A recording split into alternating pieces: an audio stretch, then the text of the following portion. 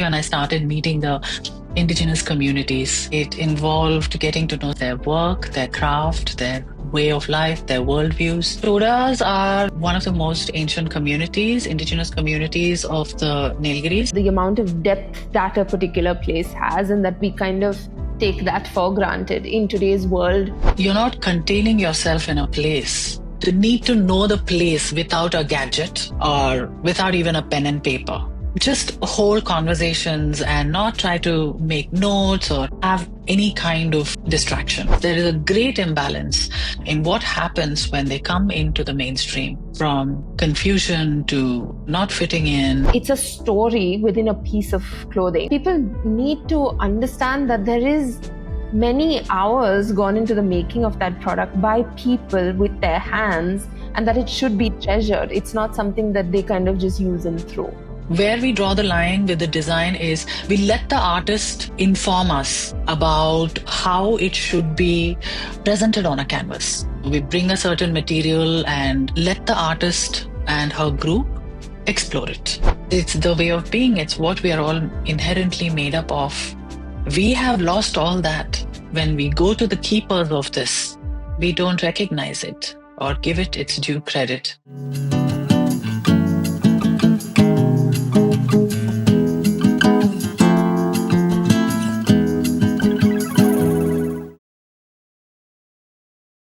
In this episode of the IKKIVI Podcast, we're joined by Ramya Reddy, a visual storyteller, photographer, and the founder of Coonoor&Co, a place-based practice deeply rooted in the Nilgiris. Through her thoughtful work in photography, publishing, and collaborative craft, Ramya brings together art, ecology, and community in a both tender and transformative way. Her celebrated book, The Soul of Nilgiris, is 9 years of listening to the landscapes and indigenous voices of one of India's most fragile biospheres.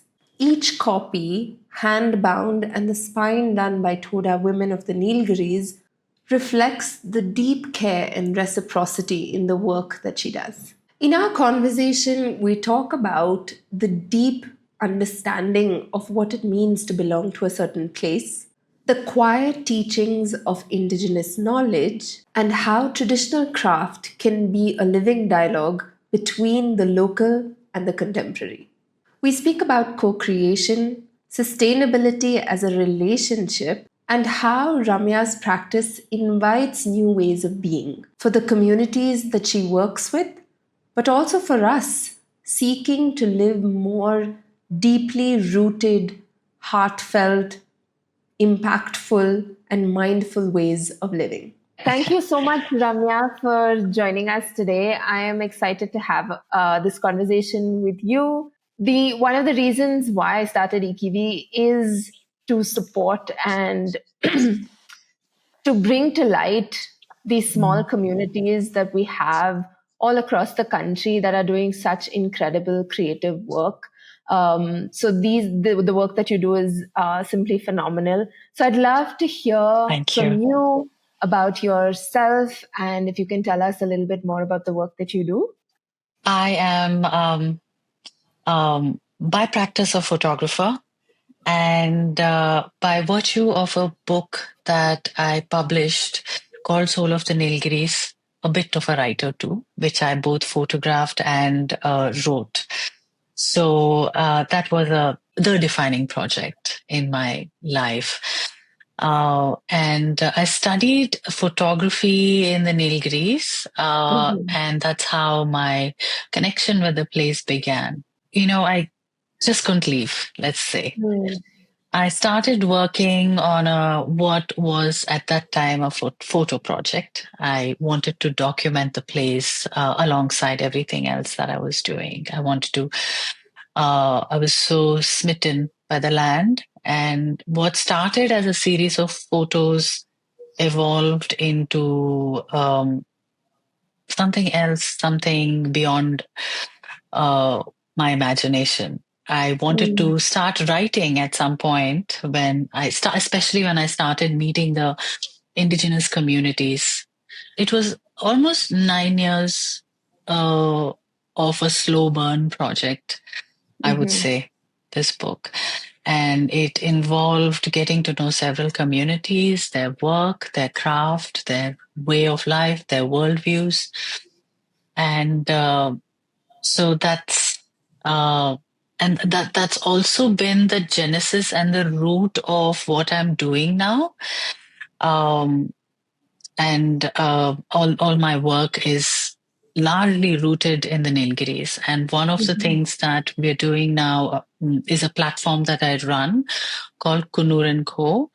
And it's a platform, publishing space, and also an incubator for Indigenous art and craft, Mm-hmm. which is still evolving. And drawing from my connection with the Toda community that evolved as I was working on my book. We Mm-hmm. have been working with them very closely in recasting their art form, the textile art form, in a new light. Mm-hmm. So, in a nutshell, this has been the path. I also help run a not for profit that's based out of the Nilgiris. Uh, but yeah, I suppose we'll talk more about all Yeah, this. all I'm of basically it. from basically from Bangalore, but Okay. yeah, now I'm Okay. between Bangalore and largely in the Nilgiris too. Okay. How lovely. Yeah. Okay, so my question to you is about Coonoor&Co. You describe it as a place-based practice. What does that Mm. mean to you, both personally and in your work with the Nilgiris landscapes and communities? When I started Soul of the Nilgiri, when I started working on this book, in the course of my research, there's one quote by a Canadian anthropologist, Wade Davis, which really stayed with me. It's actually, let me read it out for you. Yeah. Only by rediscovering a sense of place, a commitment to a particular piece of ground, will we be able to redefine our relationships to the planet. Hmm. When I was somewhere midway in the project, this was a sort of an anchor for me. When Hmm. when we started talking today, you said sometimes you wonder why you're doing what you're doing. This was one of those things for me. I mean, when I read that essay, I can't quite recollect which book it was in, but the thought was you're not containing yourself in a place. It's a very Mhm. expansive way of seeing the world when you are opening door after door after door, when you go deep into a place. And the book, as well as the project that we're doing with the Toda women with their textile art, is also that. Through all of this, you see um, the mapping the geography of a landscape on so many levels, not just physically, Hmm. the how the embroidery holds cues to the physical landscape, the spiritual landscape, and so on. So Hmm. when for me a place-based practice is about the land, about the people, and also a way of connecting with the rest of the world. I don't know if that makes sense. No, fully. I mean, that's such a beautiful way of putting it because I was not expecting you to bring out the idea of the amount of depth that a particular place has, and that we kind of take that for granted in today's world, where we're not really valuing not just where we come from, but the land that we come from enough, Yeah, and yeah. not realizing what we're getting out of a space like that.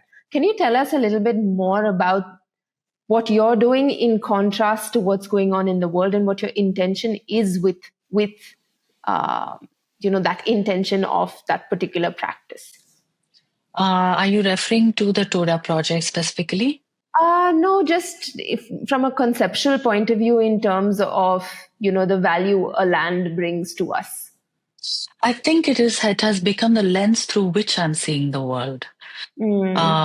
Which is why my engagement with the indigenous communities in the Nilgiris has become a backbone of how I think, how I see, how I connect with the world. And it's been incredible in that way. And to answer your question about what I'm doing now, specifically with the Toda project and what's happening in the world, again, it brings me back to that quote about a sense of discovering the world through a sense of rootedness, but Mm. not by being contained. Uh, Mm. so it has become a lens, and perhaps I can give you an example for what we're doing and what's happening uh, outside of that Yes. ecosystem. When I got into when we started working with the Toda women, for example, some years ago, I mean, they embroidered the spine for Soul of the Nilgiris. So it's Can you right tell here. us a little bit about the Toda women also? I don't know if everybody is aware Yes, of yes, yes, who they are. yes, yes, Yes. absolutely. So we must, absolutely, Yeah. you're so right.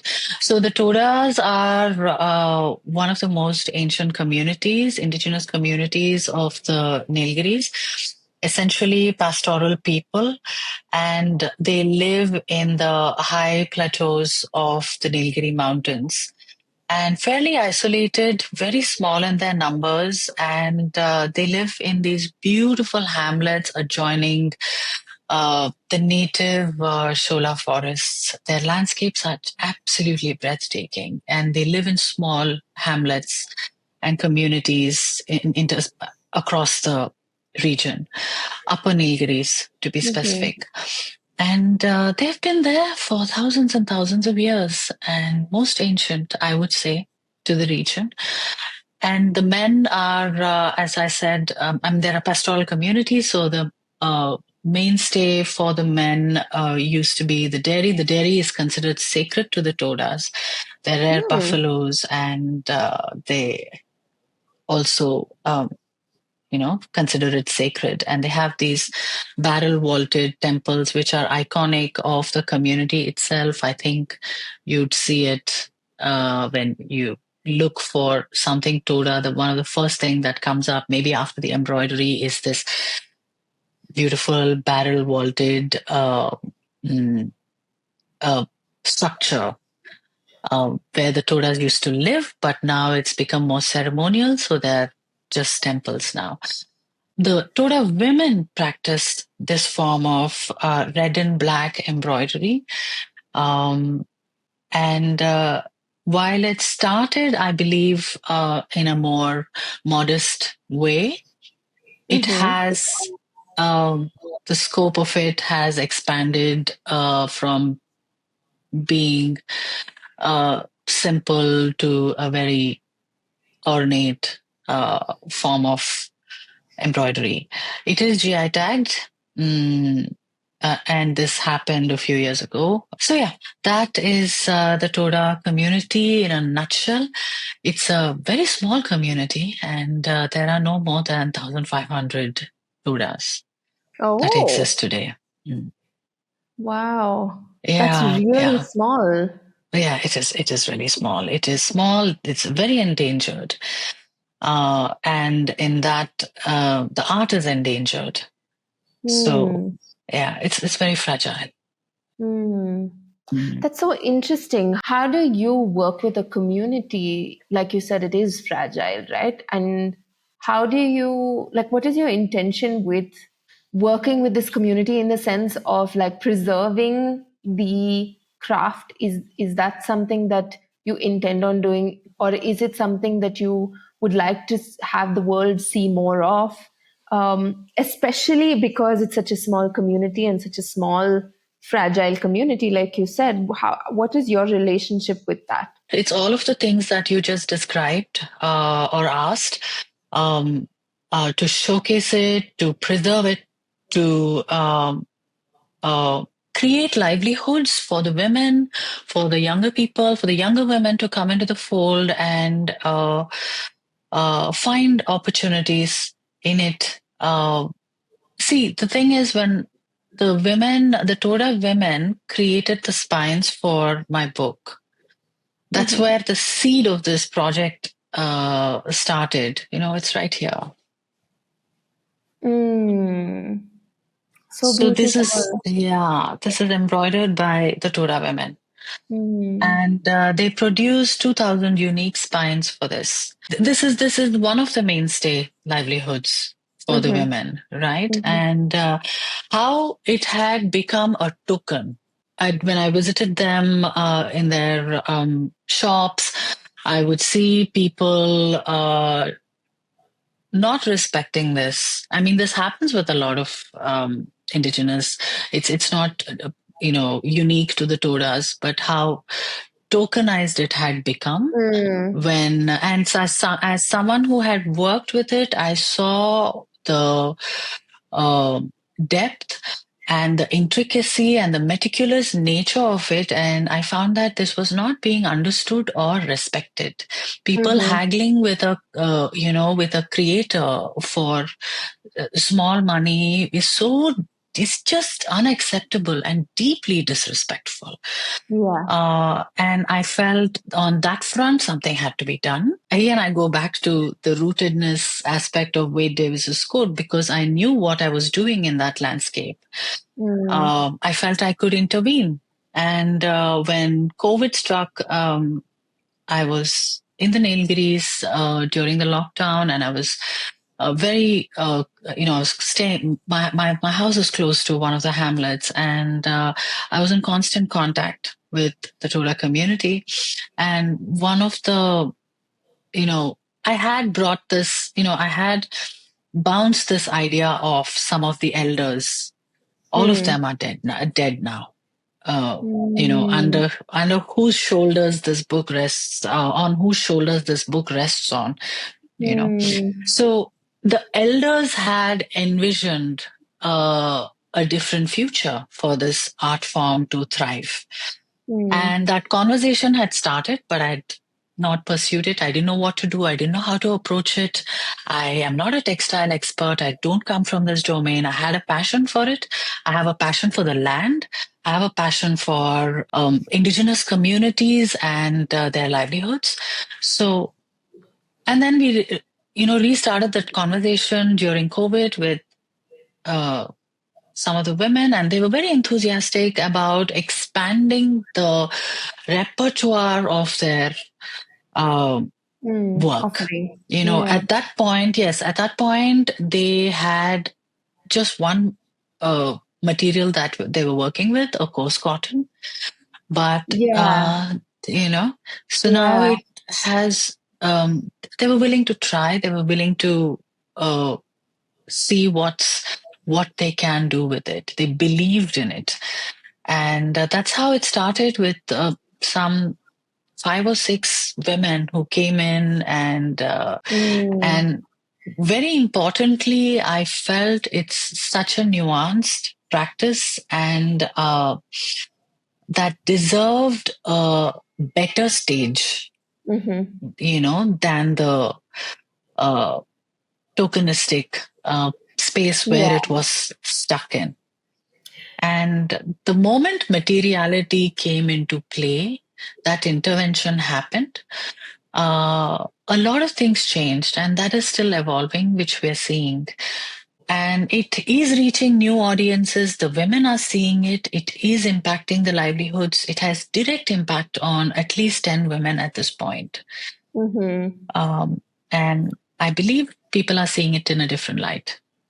Yeah, I do feel, what you said strongly about how there is that sense of detachment if we don't know the depth to the stories of these women or these communities.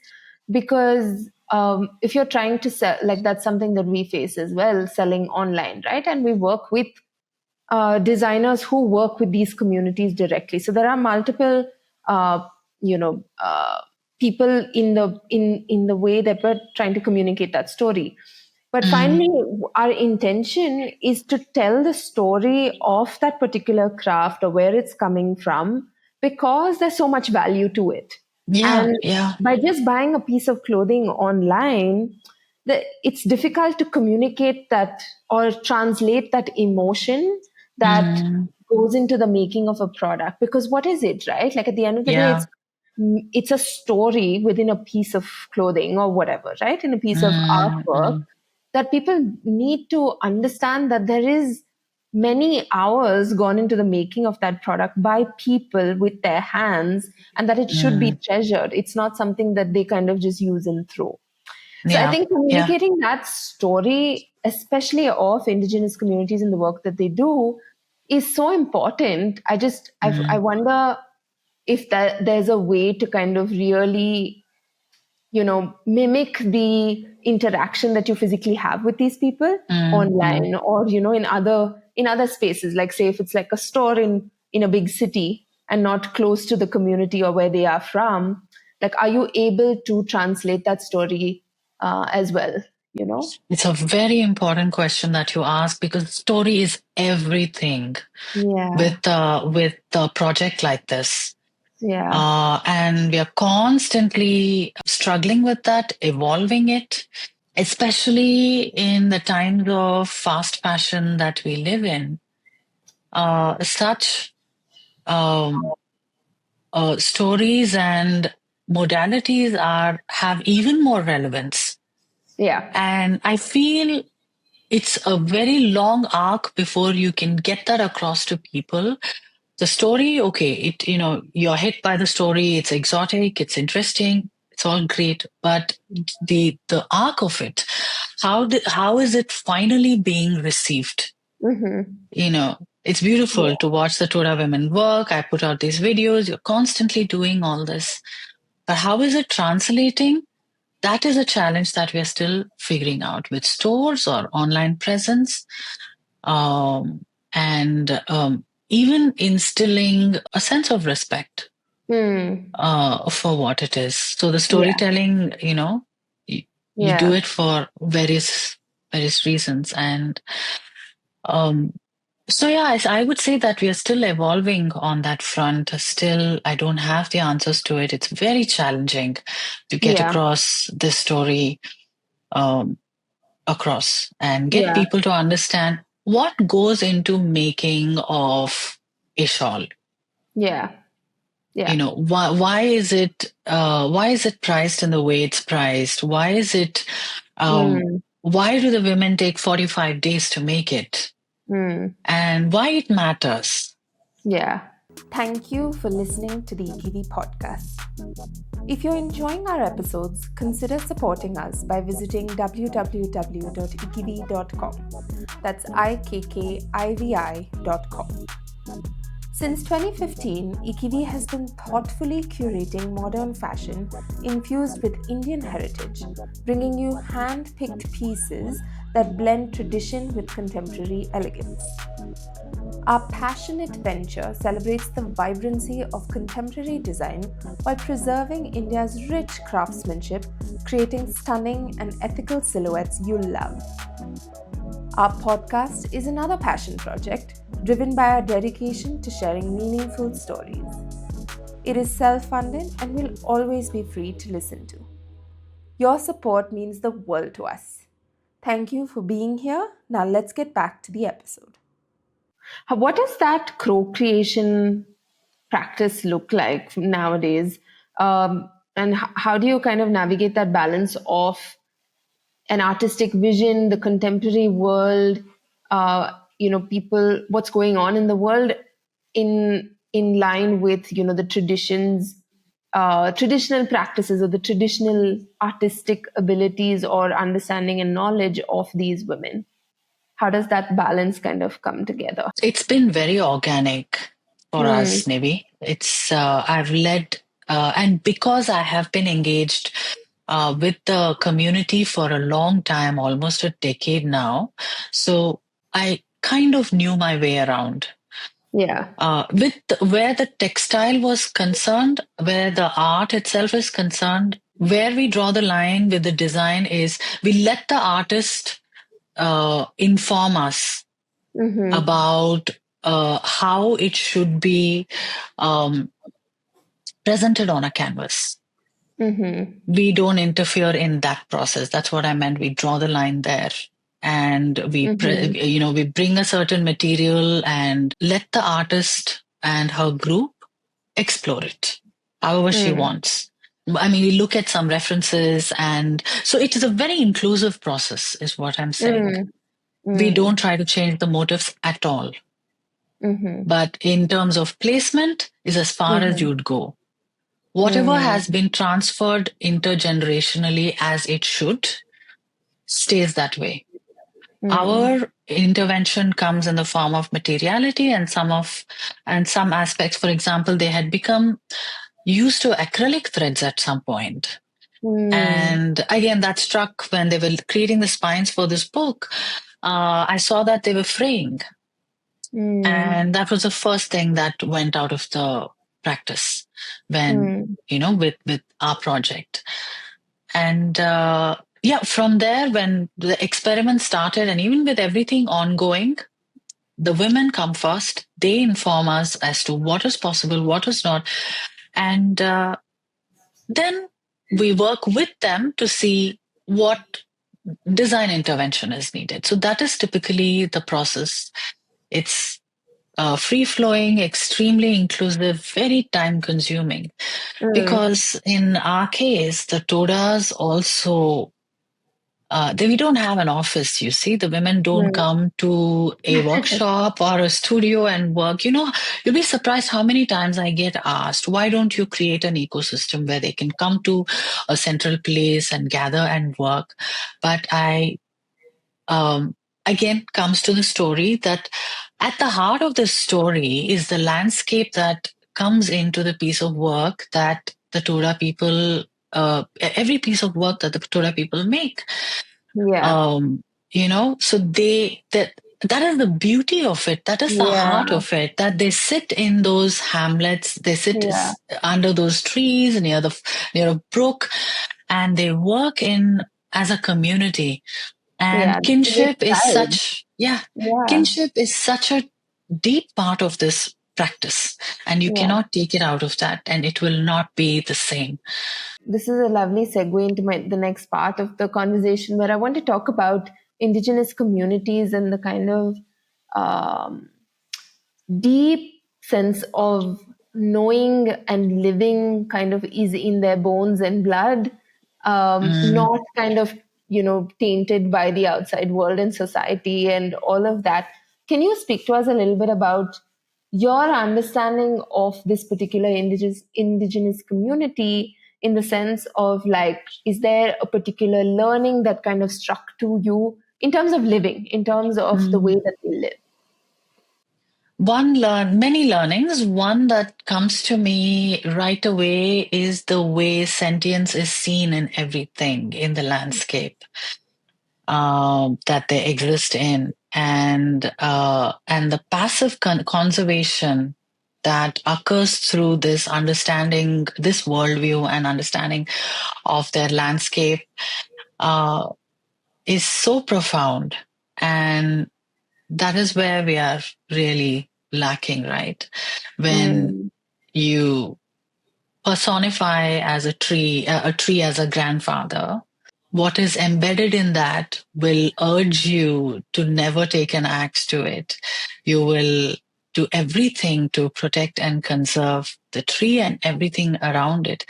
So this is a continued learning for me from the communities, through the indigenous communities I've known for over a decade, and the Todas themselves. This is so ingrained. mm. How do they interact with the outside world? Like, there is a lot of conversation about, or people say things like that they're like, it's almost like they lived 1,000 years ago, right? Like, Mm. can you talk to us a little bit about that? Like, if that perception is true, even, or how have they kind of evolved with time? What are they holding on to? What are they kind of moving forward with? And how do they live in that little world of theirs? This is a very difficult Yeah. question for which we don't yet have answers. Um, as uh, you know, as one would expect, they have come into the mainstream. They interact with the rest of the world. It's quite normal, Yeah. but considering the fact that they are exoticized or patronized or marginalized, they still maintain a certain worldview that we just spoke about Mm-hmm. in their way of existence, in their landscapes, that holds Mm. largely that reverence and respect. Often find that they're at a crossroads here, and they Mm. continue to be. It's a complex problem, and it requires a coming together of many kinds of interventions to make this a better place for them. Going Yeah. back to the grassroots education, a different pedagogy in tribal schools. I mean, I'm just saying things off the top of my head. So there is a great imbalance in what happens when they come into the mainstream, Mm-hmm. from confusion to uh, not fitting in, and uh, you're not entirely able to go back into your community and do uh, practice your inherited uh, skill. So there is Mm-hmm. no proper opportunity for that, or to bring that knowledge into the mainstream and make meaning of it. So both ways, uh, it's a complex issue for the younger generation of Yeah. indigenous communities. Yeah. What does modernity mean to you now, after, Mm. especially after being immersed in a place where old ways feel so kind of alive, and something that kind of drew you to it as well? What does modernity mean to you now? I've never thought about this. Um, Take your time. I think it's we just because we are there are the indigenous worldviews have a certain way of being and hold keys to um, you know um, potentially hold answers and keys to um, the polycrises we face today. It doesn't mean that we change how we are seeing the world to entirely to you know that way of being. We take and adapt and assimilate what is most relevant and meaningful uh, into the constructs that we have created and we Mm-hmm. must adhere to and live in. But a wholesome way of bringing in some of these aspects of the indigenous way of being, and how beautifully actually all that assimilates if you allow for it. So for me, that is, I think, modernity, uh, to be to have the ability to do that, to bring Mm. that knowledge in a way that is meaningful to our existence, and a Yeah. lot of it is very meaningful. So that adaptability and that ability to bring in, uh, I would say, is my idea of true modernity. Yeah. We often have conversations about how indigenous communities have such a deep sense of knowledge, or have that deep knowledge of problems that and crises that we're facing in today's world, right? Mm, What And we kind of don't we disregard it, or we don't take it as seriously as we can, because there's so much value in it, and there's so much, I mean, even within, like, not even indigenous communities, but like mm, knowledge or ways of living, or mm, wisdom that is passed on from different generations. There's so much value to such simple thought processes, like in terms of the way you think, right? Do you see mhm. that? Like, do you see yourself kind of or have you experienced, those conversations, especially when you said that you had conversations with the elders of the community? What was that Mhm. like in terms of the way that they would think about things? Expansive Mm, is the word that just comes. Uh, the elders that I had the privilege of getting to know over the course of my book, and all of them are dead.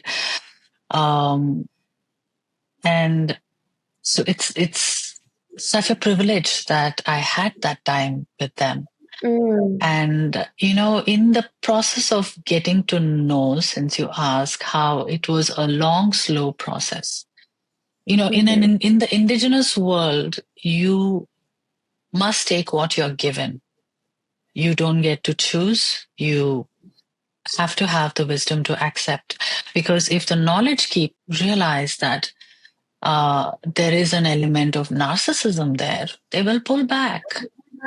mm, And that has happened all the time. It's not, it's, for example, one elder that I was in close contact with, Janaki Amma, her name was, a healer from the Kurumba community. I wanted to go on, there's a chapter I was writing about the honey hunters, the Kurumba honey mhm, hunters. So I wanted to follow them on an expedition, and she was a leader in the community I was introduced to, and she was the enabler. But to get to a point where she felt I could be given that chance mm, was was a time taking thing, time consuming thing for that trust to come in. The first time when she met me, she was quiet, and she took some time to warm up, and she said to me, "Are you also one of those people who will take what they want and leave?" She was referring to the innumerable photographers and the videographers who've come there, made films, taken photos, written, and left the community without anything. What is the community getting back from all this? Uh, um, mm, so that was very defining for me. It changed the way I started seeing my project. That the access shifted to the community first. Because this is not my story to tell. I'm just a facilitator. I'm a messenger. I've yeah, been given, it's a privilege for me to hold the story in my hands and yeah. heart. So the next time I met her, I left the camera and went. And not an easy thing for a photographer to do, But for a few times, I went like that. Because Mm, not just because I wanted to befriend her, or I wanted to, I wanted her to show me, uh, give me uh, access to all these mm, places. I knew that'll come by, but mm, for, uh, you know, when you go deeper into projects like this, you must learn the to offer obeisance to a landscape mm, and mm, its communities who have been there for millennia. So it came more from that. To mm. the need to know the place without a gadget or Yeah. without even a pen and paper. Mhm. Because again, I wanted to uh, um, just hold conversations and not try to make notes or um, have any kind of um, distraction. So this became something I followed when I met several of the elders. I went without anything. And as I said, that changed how I perceived the indigenous landscape, how I continue to see it. So, um, yeah, it was a very long process, I would say, to Mm. get into um, their trust circle. Yeah. Yeah.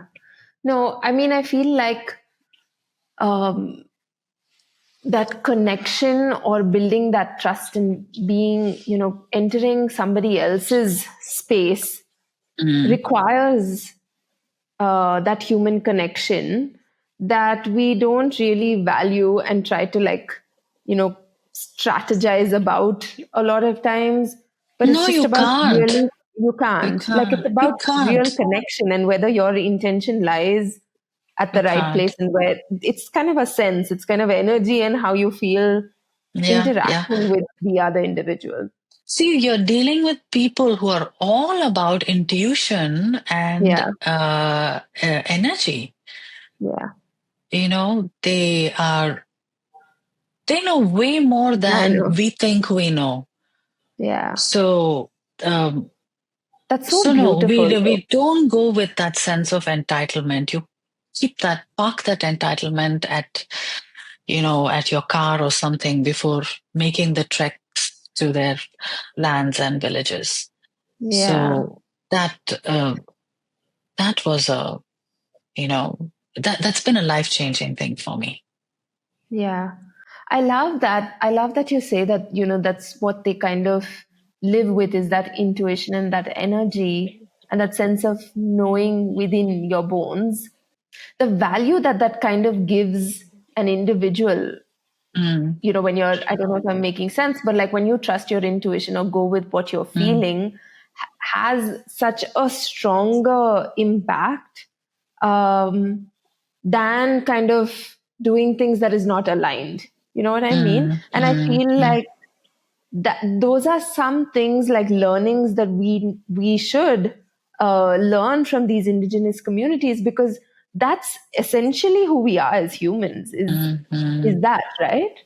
mm, mm. But we don't see it in that way, Yeah. unless you've. I find that it's a hard thing to imbibe um, Mm. these learnings, and we still take them all for granted. We still don't respect the communities the way we should. Um, you're Yeah. right. It's the way of being. It's what we are all inherently made up of. We have Mm-hmm. lost all that, Yeah. and but when we go to the keepers of this, we don't recognize it or give it Mm. its due credit. Yeah. So, Yeah. mm, I guess that is the situation of the world. My last yes. question to you is about the work that you do. Where can people follow you? And also, what do you hope people carry with them from experiencing these stories that you communicate with the world? Or like you said, you're the messenger of these stories or this deep Mm. knowledge uh, of the work that's kind of emerging from the Nilgiris. What do you hope that people um, take away from it? Again, of many things. Uh, a deep respect for indigenous communities, Yeah. for the planet, a shift in the way we see art and craft, a more inclusive approach. I hope there's a shift in consciousness at large in how we interact with these communities.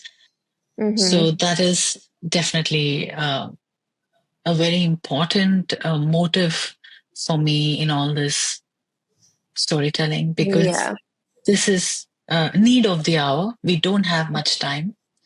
Yeah. We're dealing with dwindling communities, and it is very, very precious. We interact, we shift our way of seeing, interacting Yeah. uh, with these For communities, sure. and respect these arts and crafts in the way they deserve to be. Yeah. Yeah. I love that. And where can people follow you and the work that you do? Uh, Coonoor&Co is the Instagram handle, and uh, our work with the Toda women is there. And there's the website, coonoorandco.com, where they can uh, look at all the work and purchase. So yeah, these are the places. Lovely. Thank you so much, Thank you Ramya, so for the much. work that you do and for having this conversation with me. I'm so glad we were able to Thank you. connect and have this conversation, this very, very needed conversation. Thank you. Thank you, Nivi.